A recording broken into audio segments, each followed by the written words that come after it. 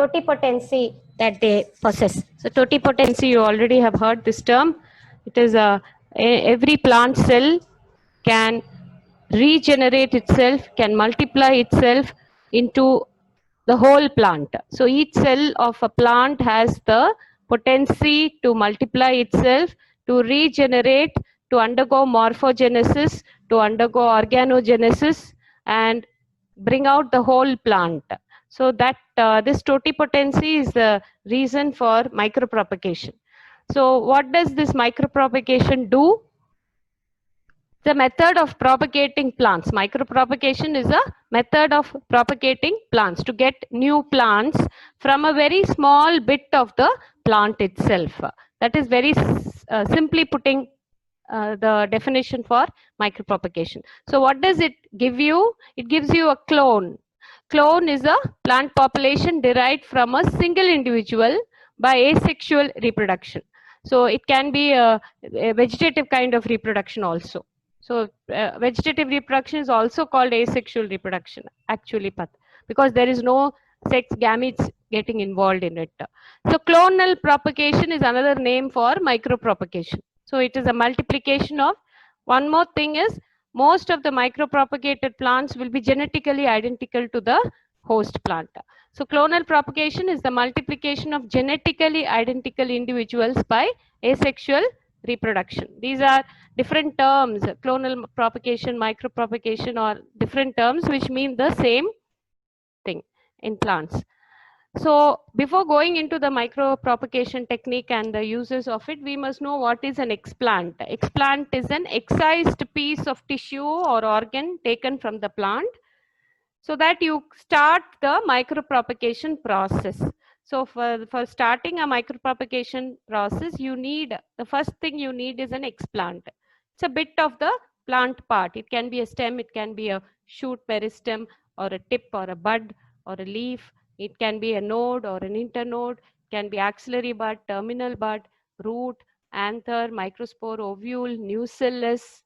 Okay, so every part of the plant which has a meristematic tissue can be used as an explant. A meristematic tissue is more preferred because it gives quicker results.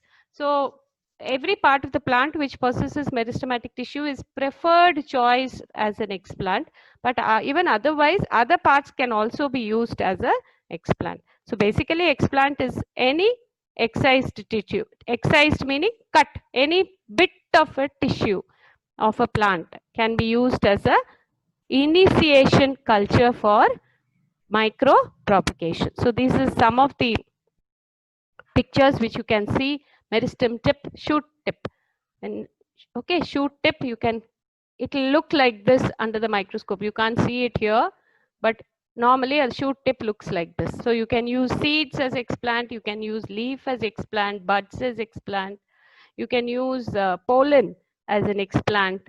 Okay, so anthers can be used, pollen can be used, nucellus, ovule, endosperm is also being used as a explant.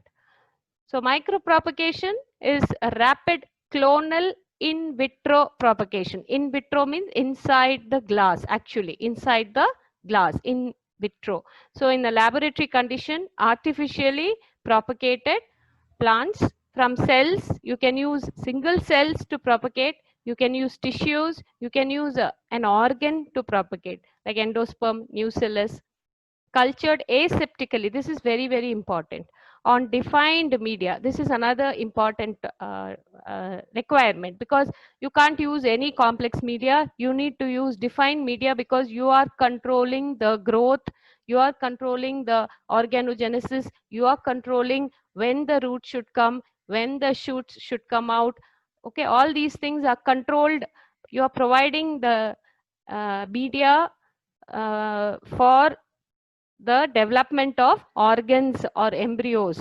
So added to that, you have a conditioned environment, like the temperature is controlled, the light is controlled, the humidity is controlled, the air, exchange of air phases are controlled, the microorganisms are controlled, they are not allowed to enter inside.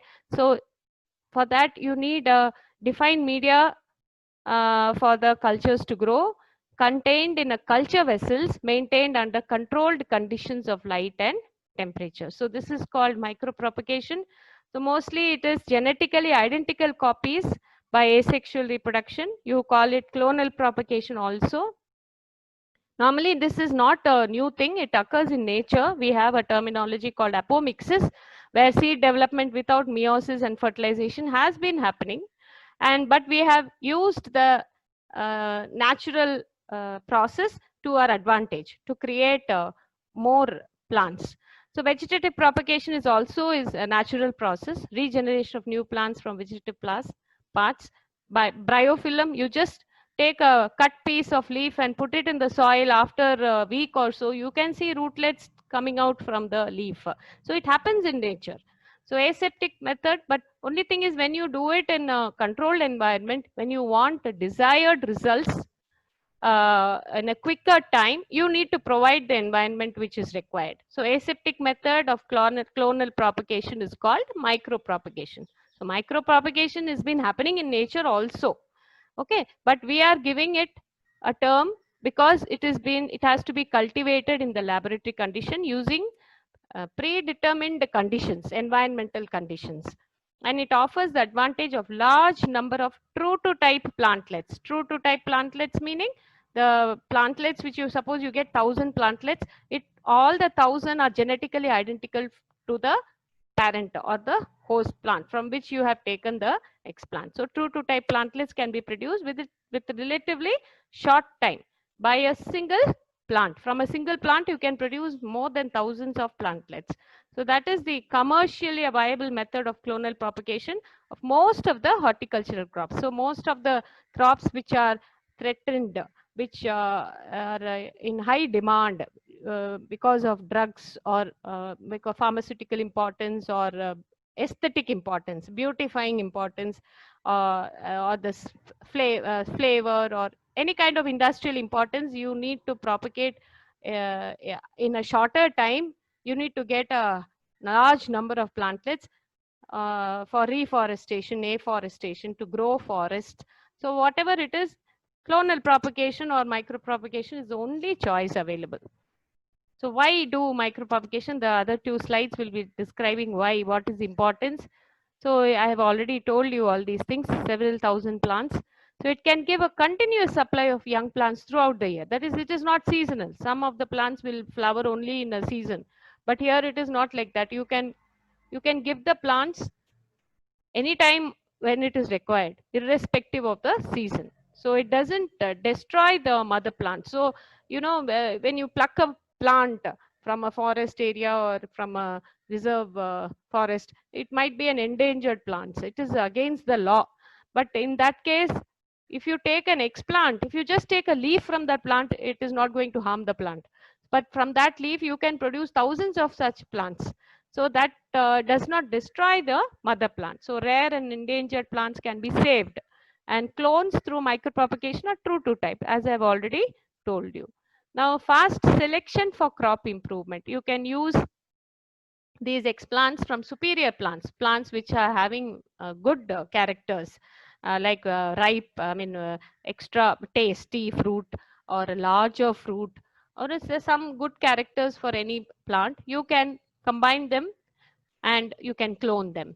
So why you have to clone them? Because you don't have the fear that this might not, the character will not be lost. Because natural sexual reproduction, there is all possibility that the character can be lost due to mutation, due to transformation, transposons in particular, jumping genes. Due to transposons, due to mutation, the good character may be lost. But when you go for cloning, clonal propagation, you are actually enhancing the good characters. You are not there will be no loss of the characters. So you can use such superior plants and you can clone them.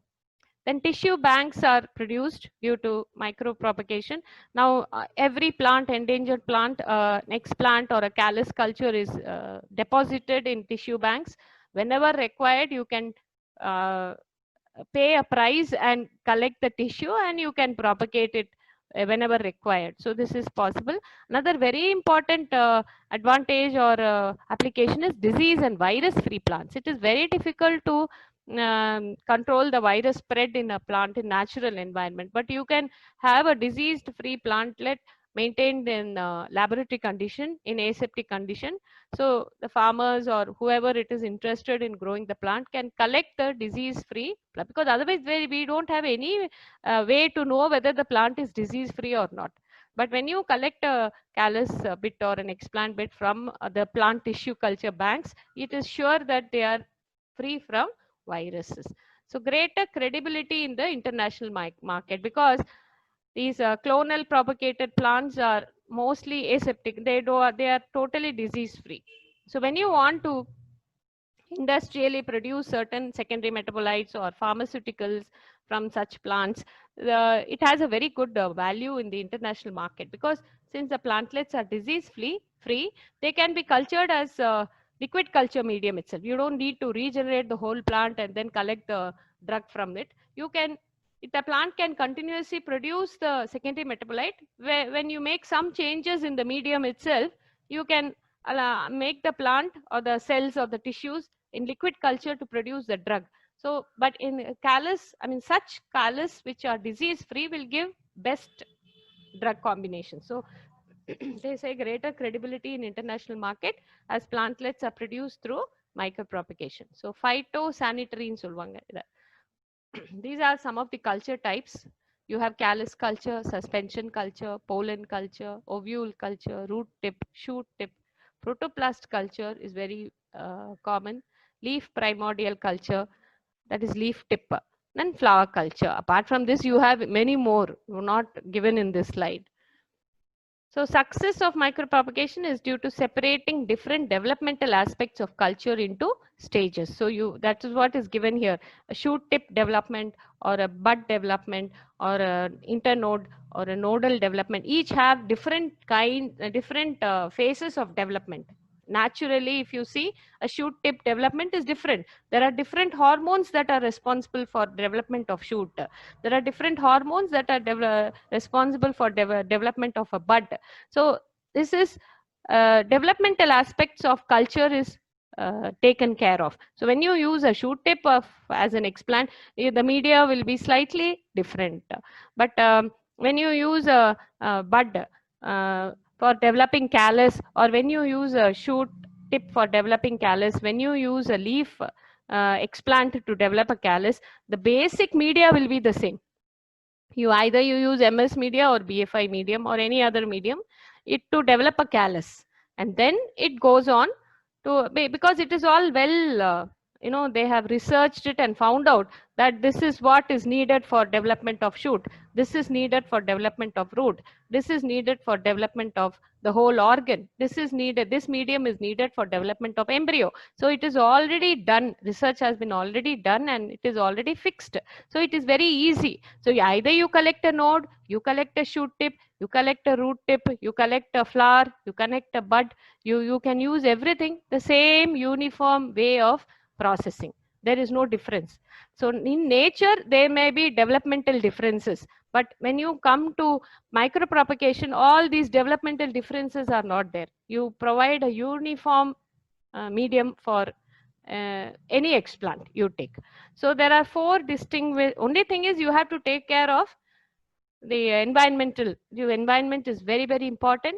You can research and you can manipulate the media, and it according to your wish, whatever you require, you have to put it in the medium. Whatever is your requirement, you have to put it in the medium, and your maintenance of the temperature, light, and humidity. That will take care of all your result.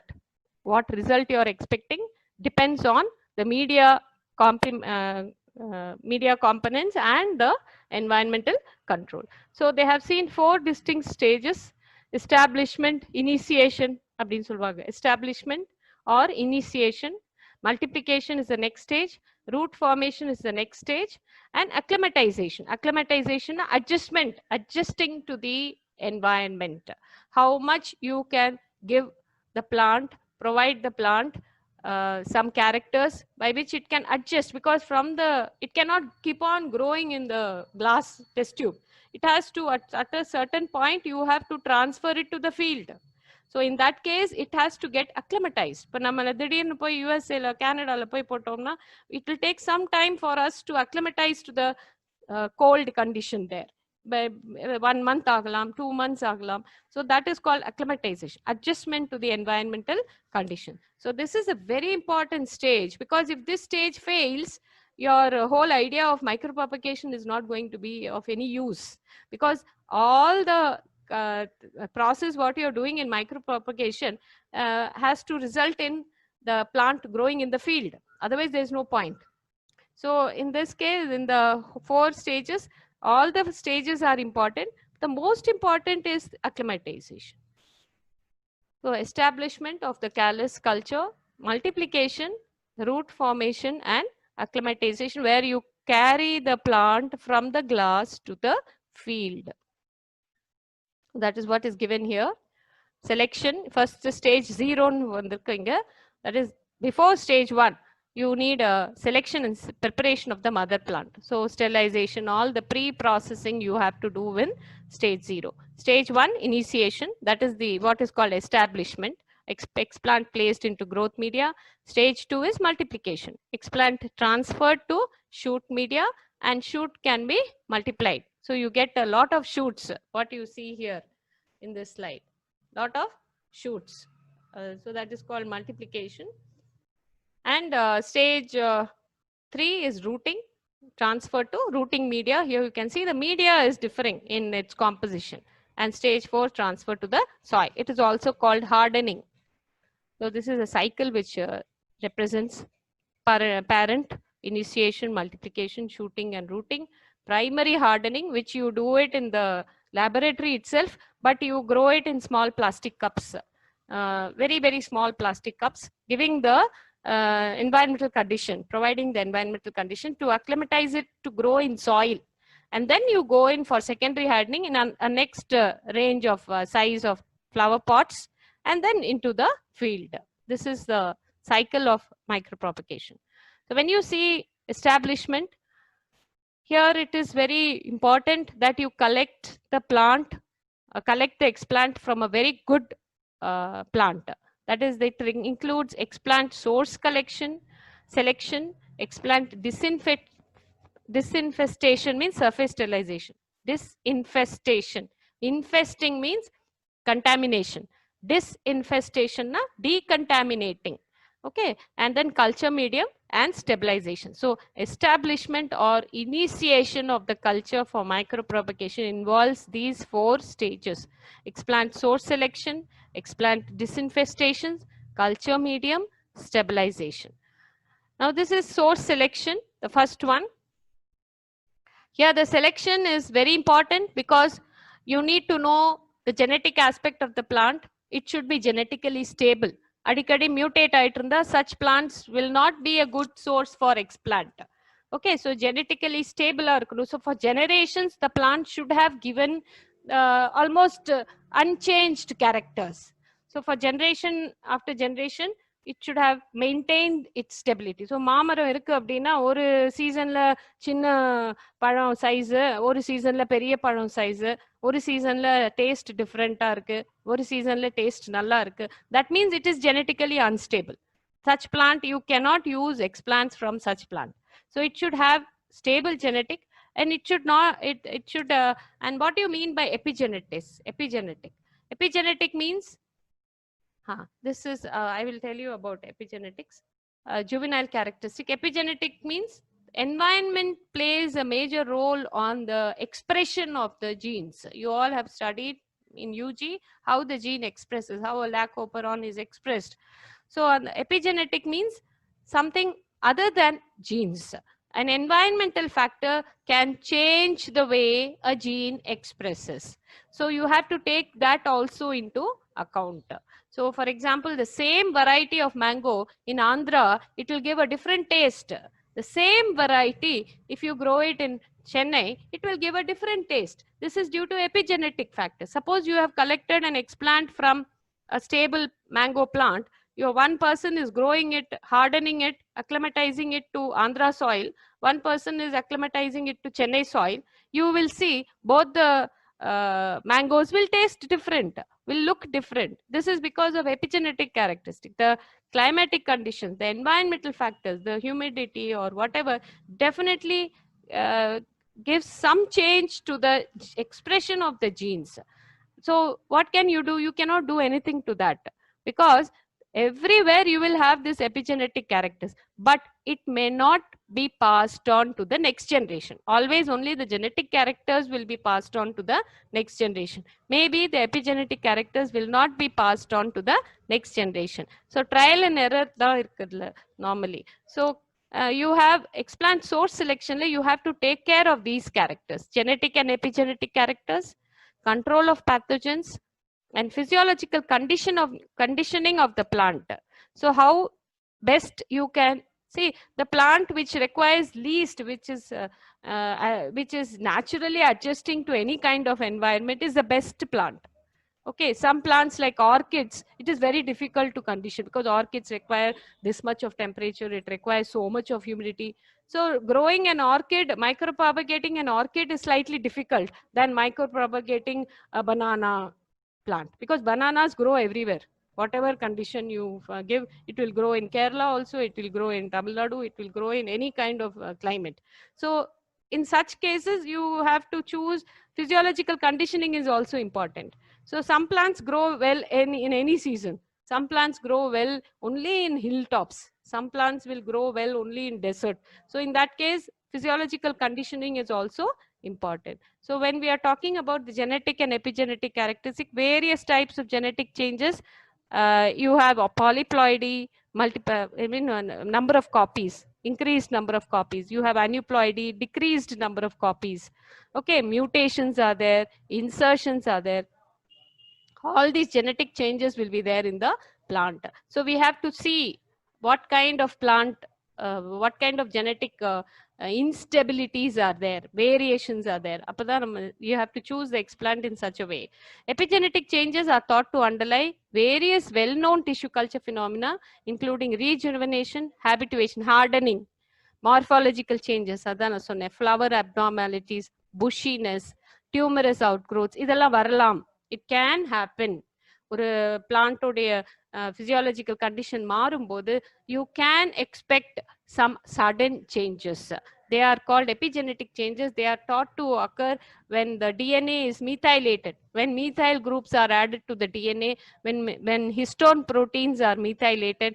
These epigenetic changes are caused by changes in the expression of the genes.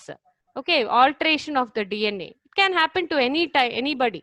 Even human beings are undergoing epigenetic changes. So these changes are naturally happening.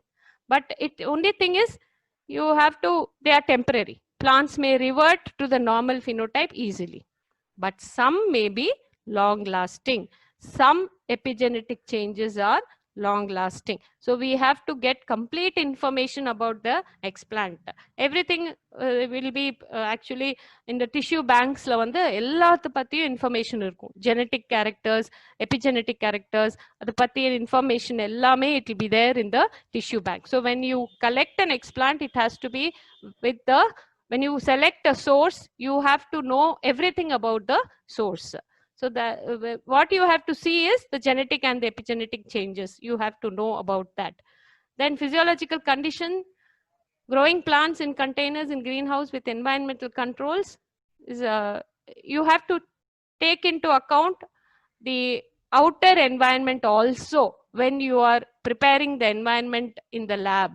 இப்போ வெளியில நீங்க hardening ஆன அப்புறம் அந்த பிளான்ட்டை எங்க கொடுக்க போறீங்க?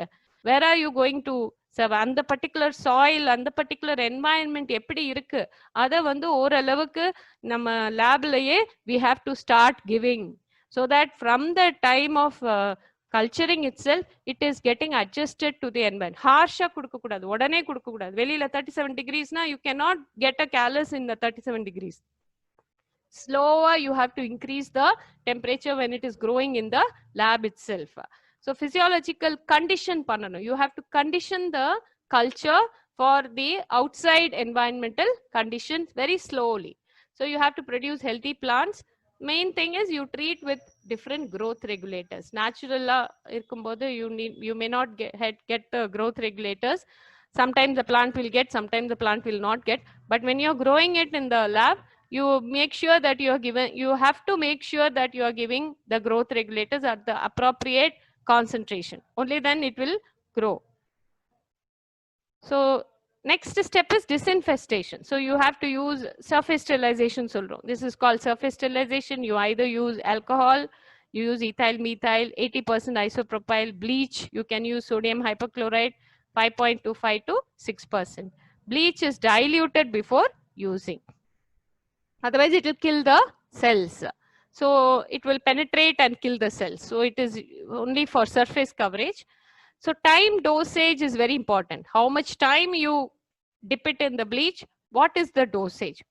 Because if you increase the time or the concentration, it is going to affect the healthy cells.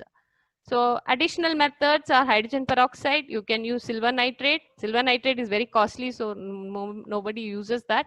Mercury chloride, because mercury chloride is very cheap, but it is very difficult because you have to properly dispose it. You can't just throw the mercury chloride outside. It has to be properly disposed. So it is actually banned now. You can't use mercury chloride. When you have other ethyl alcohol, normally that is only taken. Or sodium hypochlorite, best, cheap and best. So it has to, the tissues have to be cut into short pieces and then washed in tap water with the detergent. And then you have for every kind of explant, you have a separate method of disinfestation that you have to follow. So 5 to 15 minutes you have to keep. So 5 hour clump, when the tissue is very, very soft, you have to keep it only for a shorter period. If the tissue is very hard, you can increase the time. So everything depends on what kind of explant you use. Solution is then poured off, material rinsed. You have to rinse it many times with sterile water. That is also important.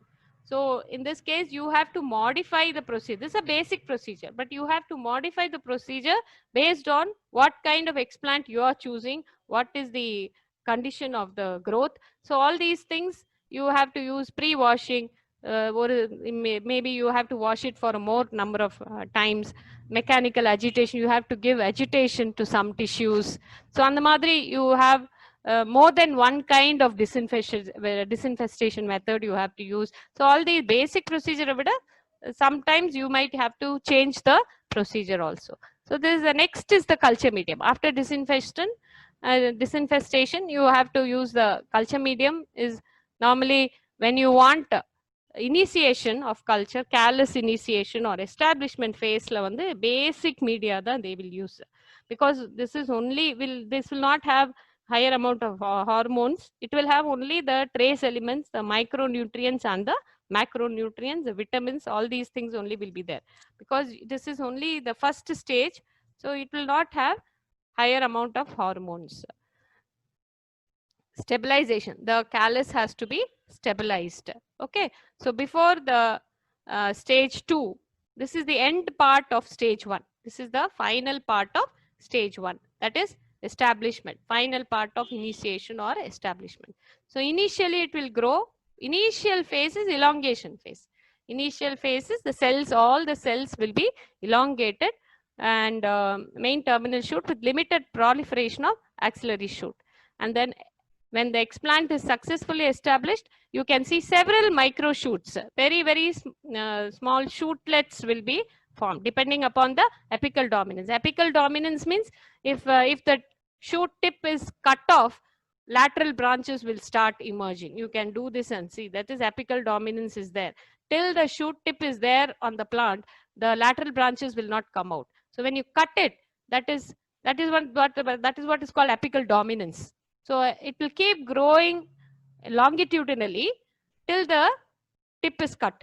So that has some dominance to the physiology of the plant. So when you cut the shoot tip, it will grow, give many lateral branches. That is why you say micro shoots. That is what you call micro shoots.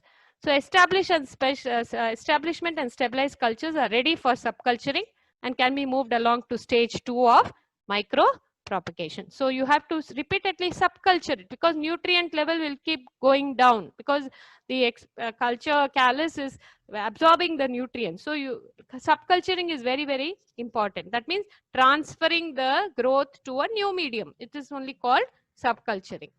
So we have to go into the stage 2 of micropropagation, which is the multiplication of the shoots. So you have already got micro shoots, you need to multiply them. The purpose of stage 2 is to maintain the culture in a stabilized state. Multiply the microshoots to the number required for rooting. So you need 100 microshoots. You have to provide the medium for that. You have to provide the conditions for that. So basic medium is similar to stage 1. Okay, one or more subcultures, because you need only the shoots. You need more microshoots. So stage 1 layer, you have got microshoots. Stage 2 is multiplying them. So you need to get more of microshoots. So the basic medium will not change, it will be the same. So you have to keep on subculturing between each stage. So in this case, sometimes you need to provide growth regulators to maximize the shoot production. So cytokinin and auxins are the only two growth regulators used in plant tissue culture on a larger scale, because it is used to support a basic level of growth. It is very important to direct the developmental process. So you need a shoot, you need a root, you need to adjust the cytokinin auxin ratio. Idu rendu adjust pannada rooting will come out. Okay, so shoot initiation is strongly supported by cytokinin concentration. So if you increase the minimum concentration stimulates lateral shoot initiation. So cytokinin should be higher when you require shoot multiplication. So in the medium, auxin cytokinin ratio is very important. When you need shoot initiation, more of shoots to be formed, you need to keep the cytokinin ratio a slightly increased level. So increased cytokinin levels may promote additional shoot proliferation, but proliferation will be there, but it will not have elongation. You will not get shoot elongation, but you will get shoot proliferation. That means too many shootlets will come out. Multiplication stage. That is why it is called multiplication stage. You will get too many shoots. Okay, so here requirements may vary at different stages of culture. Synthetic seed is a sequel of somatic embryogenesis, because it is a continuation of embryogenesis. If a somatic embryo has to get regenerated, it has to go through a phase called synthetic seed technology. That is the synthetic seed is the bridge between the somatic embryos and the regenerated plantlet from somatic embryos. So all the disadvantages of regeneration of somatic embryo has been taken care of by the artificial seed technology. So we have to see that today. That is about the synthetic seed technology. So this is the synthetic seed, which is developed by the somatic embryos. Actually, the somatic embryos are coated with a particular complex, chemical complex, to produce what is called synthetic seed. And through research, they have done, they have added, chemicals to take care of dryness, to take care of oxygen supply, to take care of absorption of the toxins released during the growth and development of the embryos. So they have done artificially whatever they can do to, eliminate the disadvantages of somatic embryo regeneration. So that is the technology given by synthetic seed or the artificial seed technology. You can see the plantlets arising from the, the synthetic coat. So this is the concept of synthetic seed. This is actually the embryo. Somatic embryo is encapsulated by an artificial seed coat. They have also added artificial endosperm, because otherwise it is very difficult to regenerate the somatic embryo. So you have artificial endosperm which is being added. It is nothing but a chemical substance which has all the nutrients given in natural endosperm. You can add it as an artificial endosperm, and The natural splitting mechanism is very important. When a seed is, when the seed absorbs water, it splits at the hilum portion. You know what is the hilum, isn't it? The attachment of the ovule to the funicle. So at that portion only the seed breaks. The seed, it breaks, and to release the sprout, plumule, or the plumule or the shootlet. So that is lacking in somatic embryo. So in that is a very important step. So because otherwise, they are very vulnerable. You can't just sow the somatic embryo in the soil. It will not grow. So it has to be encapsulated, and it has to burst at the right place, that it has to crack at the right place so as to germinate. You have to provide a chemical such that it cracks at a particular, after a particular point of time. So that is also taken care of by in this artificial seed technology. Okay, so why artificial seed technology? Why is this technology important? Because in natural seed, maintaining genetic variation is very difficult. You cannot control the variation, but in a synthetic seed you can control the variation, because you are only inducing the somatic embryos to produce. So the genetic stability of the somatic embryos. So many fruit crops are difficult to produce seed. There are many crops in which seed is not being produced, like banana. Stable seeds are not being produced. So those plants which cannot be propagated by seeds, you can use artificial seeds. So difficult in dioecious plant for female plant. Now some plants produce only male flowers. Some plants produce female flowers. So in that case, difficult in dioecious plants for female plant in a natural seed. So seed-borne disease and pests you can combat using artificial seeds. Some seedless fruits cannot be propagated through seed. So in that case, seedless nale, it is understood that it is propagated artificially. So dormancy of seed is very important. Sometimes, some seeds are having 1 year dormant period. So that case, propagation of such plants naturally is very, very difficult. In that case, you can try somatic embryogenesis, and you can change the dormancy period. You can control the conditions of the media in such a way that the dormancy period is reduced. So that is only advantageous, isn't it? If the dormancy period is more than 6 months, then it is not advantageous to the plant. So you can control the dormancy by using micropropagation or somatic embryogenesis. So these are some of the limitations of natural seeds, which is overcome by synthetic seed. Like it is living seed-like structure derived from somatic embryoids in vitro culture after encapsulation by a hydrogel. So it is covered by a protective gel, calcium alginate or sodium alginate. It is the contamination or any kind of microbial intrusion is prevented, and desiccation is also taken care of. So what are synthetic seeds? They are artificially encapsulated somatic embryoids. You can use shoot buds, cell aggregates, any tissue you can prepare synthetic seeds. And then in vitro or ex vitro conditions, you can retain the potential of the seed for some time after storage also. They have technology to improve storage of synthetic seeds also, and then it can be convert into a new plant. It can be sown as a seed, as a natural seed in the soil. So that is the technology which has been developed to promote somatic embryogenesis. So what is the basic requirement? You need production of high quality vigorous somatic embryos. You need a very high quality of somatic embryos that can produce plant. That means they are capable of regeneration like natural seeds.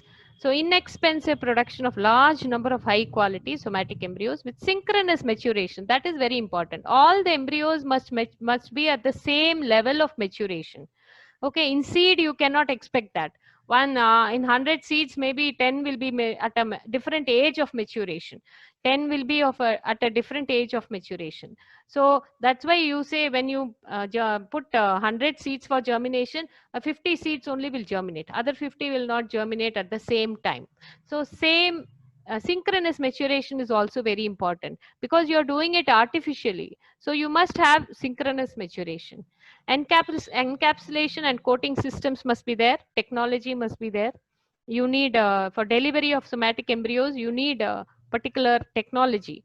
You can't kaiyala potu, you can't do it. It is very it is very cumbersome. So you need a proper technology, automated technology for delivering the somatic embryos into the encapsulation material. So that is very important.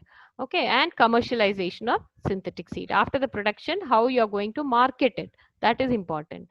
So parts of synthetic seed, what are the parts? The plant propagule is an important part.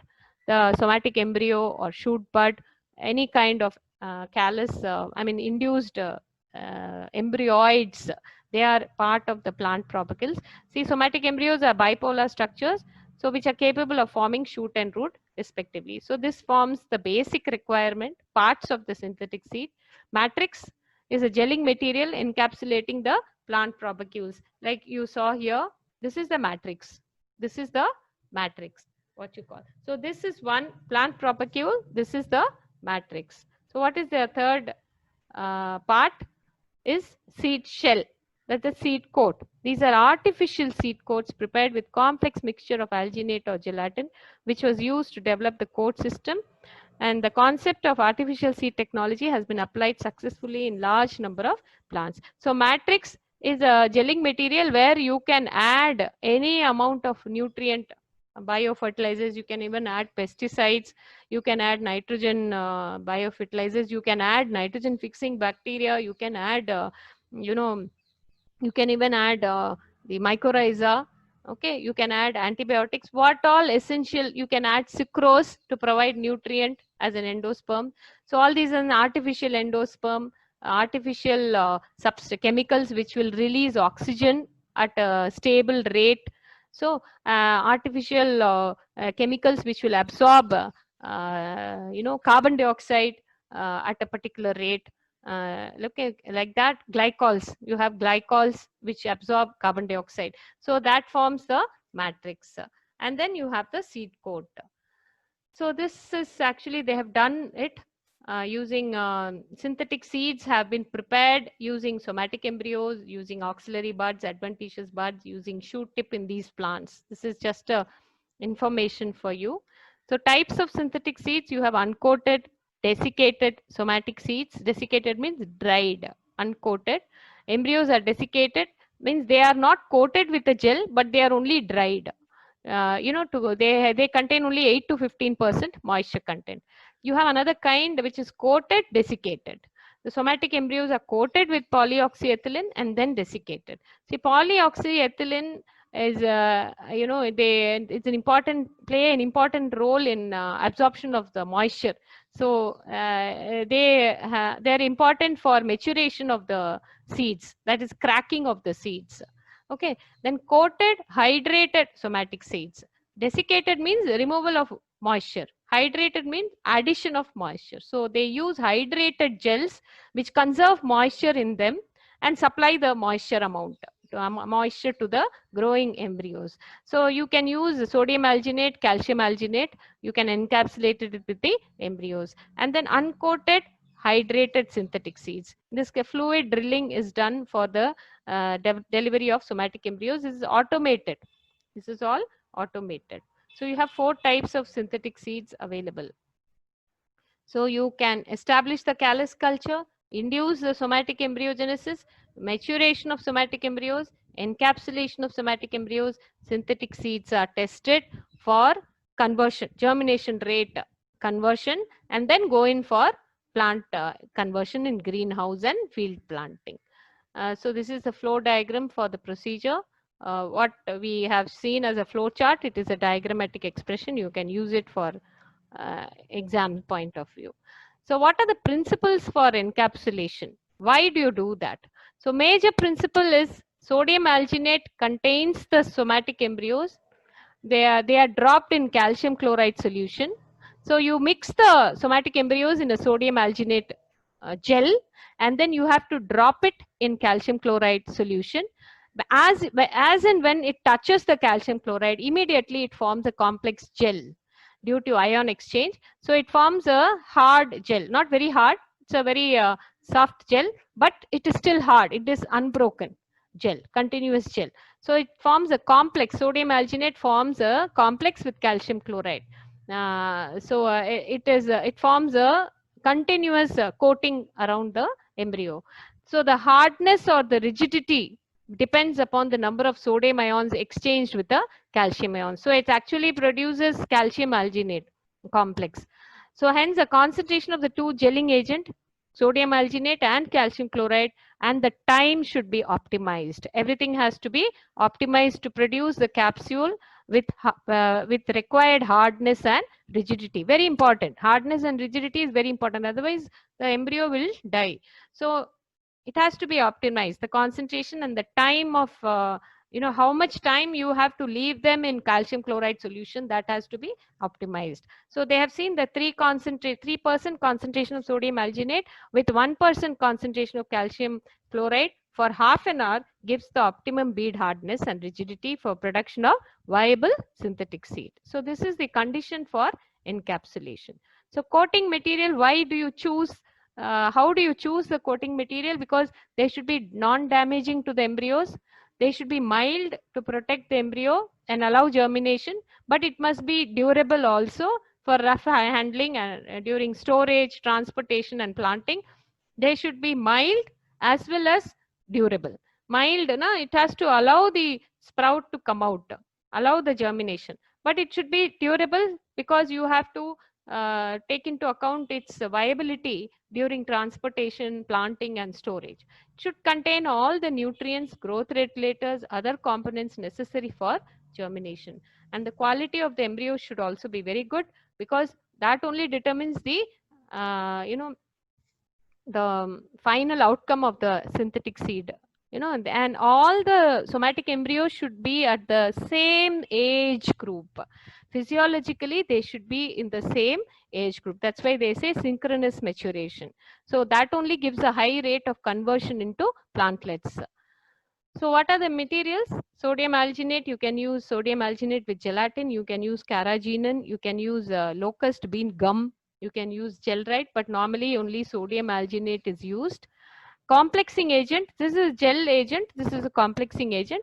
Calcium chloride, calcium nitrate has also been used. Potassium chloride can be used. Ammonium chloride can be used at particular concentration. So this is the best gelling agent is sodium alginate and calcium chloride.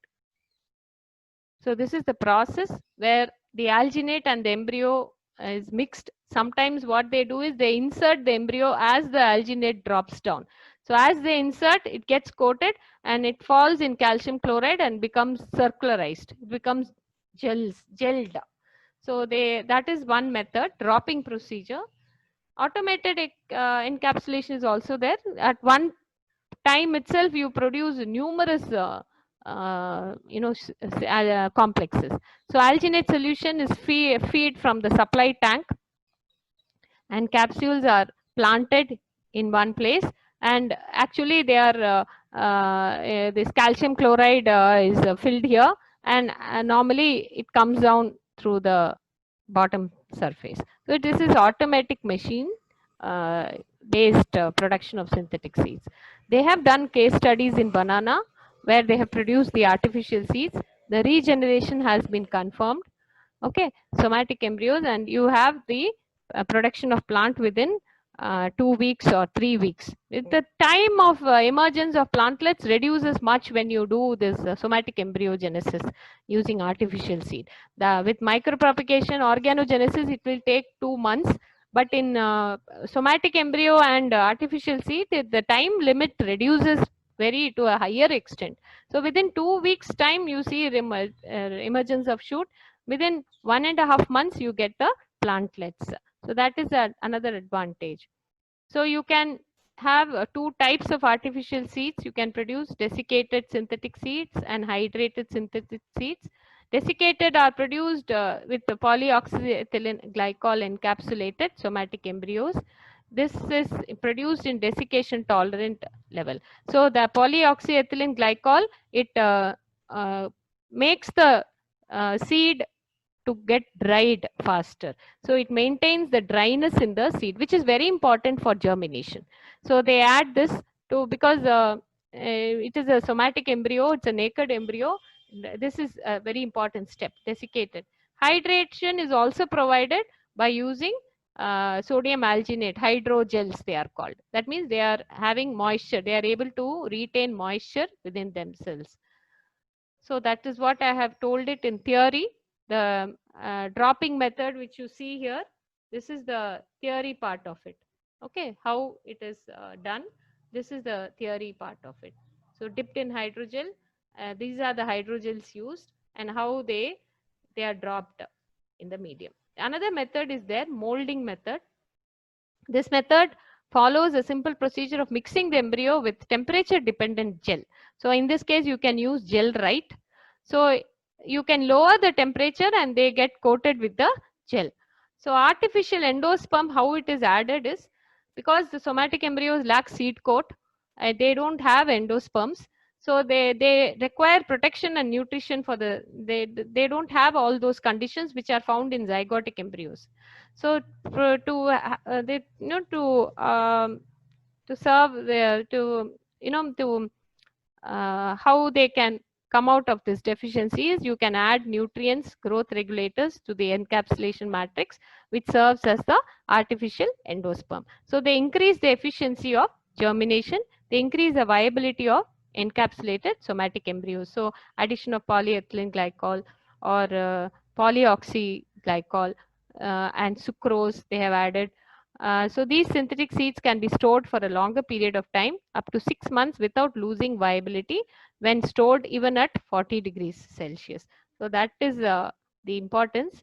Otherwise, they add other adjuvants. Adjuvants means they add certain additives to the matrix to prevent the embryo from desiccation. Extreme dryness is also not good, to prevent embryos from mechanical engineering. So they add fungicides, pesticides, antibiotics. They can also add rhizobia. They can be incorporated into the encapsulation matrix. So they have an incorporated activated charcoal. So for improves the conversion and vigor of the, that is, conversion means the germination rate. So those matrix, those embryos which were encapsulated with activated charcoal as one of the additives, they have seen higher conversion rate, germination rate. And activated charcoal retains the nutrients within the gel and slowly releases them to the growing embryo. So this can be added to the gel matrix to improve the germination rate of the embryos. So what are the uses of artificial seeds? Definitely there are much uses. It reduced cost of transplants, and then direct greenhouse field delivery can be done. You can get elite selected genotypes.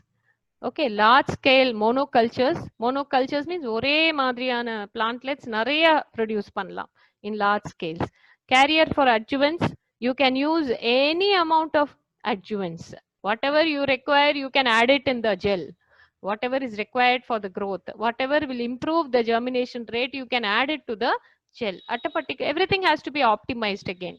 It has to be researched properly before doing. It can be handled as a seed using conventional planting equipment. If you are using equipment for planting seeds, normal seeds, the same equipment can be used for planting synthetic seeds also, because it is hard. It is made harder by adding certain chemical substances. Conservation of germplasm is very easy with artificial seeds. Now, if you don't have, suppose you are not suppose the plants is not being able to produce good quality seed, you can preserve such plants in the germplasm by using artificial seed technology. And the most very important thing is you can produce identical embryos in very short period of time. So stability, genetic stability also you can get in a short period of time. So these are the uses which you can represent it in the exam in this way. The benefits of artificial seeds: pathogen free, direct to the field, genetic uniformity, low cost, germplasm storage, hybrid seeds. That is another important thing, hybrid seeds, which I'm going to tell you. This is the practical application of embryogenesis, which is clonal propagation, raising somaclonal variants. These are the practical application of somatic embryogenesis. The most important thing is used in hybrid production. So interspecific barrier.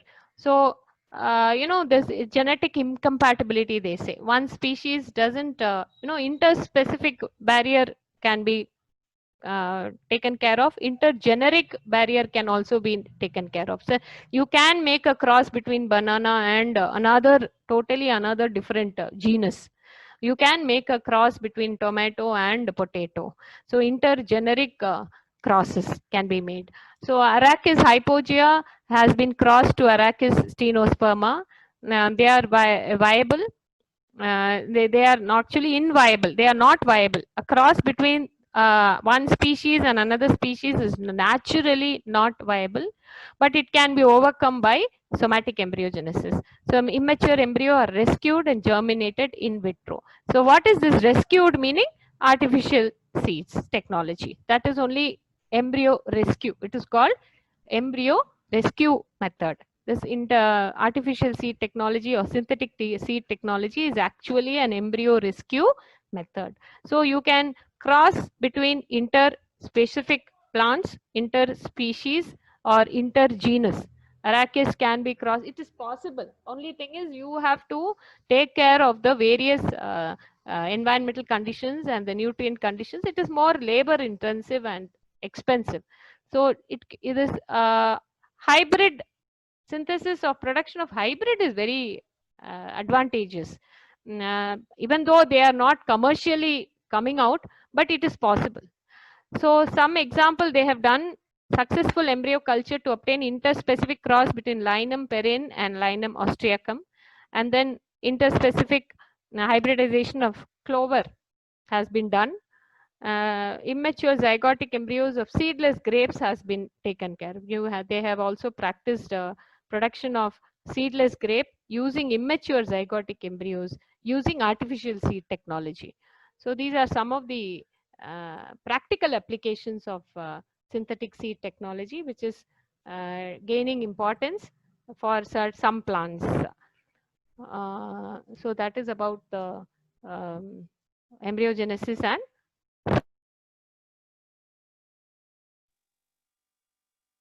Synthetic seed.